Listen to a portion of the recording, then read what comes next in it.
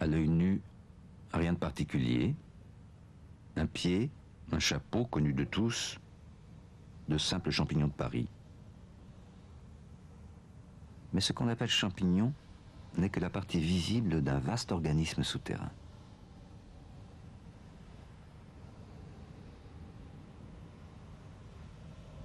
Sous son chapeau, le champignon cache un système élaboré de lamelles vers lequel nous nous dirigeons à travers cette brèche.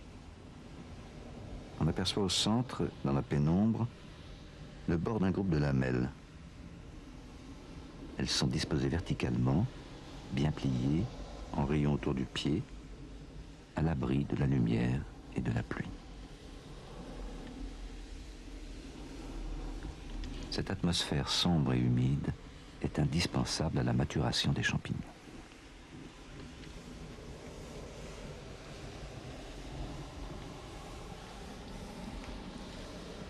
Sur la droite, on voit la surface granulée d'une de ces lamelles,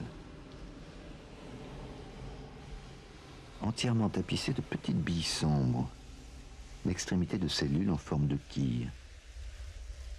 Ce sont les cellules reproductrices du champignon. Les boules plus claires qui les surmontent par endroits sont les œufs des champignons. Ils poussent au sommet de deux petites cornes qui apparaissent seulement quand les cellules sont mûres et finissent par se détacher pour aller germer sur un autre sol.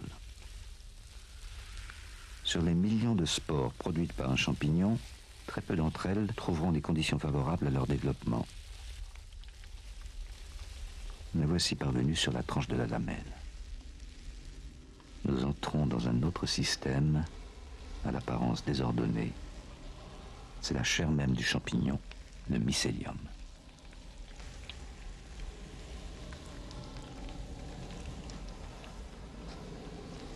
Nous en distinguons progressivement les cellules. Elles sont séparées par une double paroi rigide, caractéristique des cellules végétales. Cette diagonale grise au centre et en bas de l'écran. Mais apparaissent également ces amas noirs, des molécules de glycogène, un sucre que l'on ne trouve que dans les cellules animales, donc chez l'homme.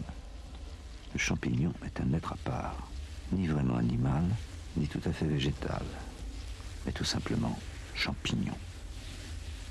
Notre microscope a maintenant atteint ses limites. Au-delà, plus rien de visible pour le moment.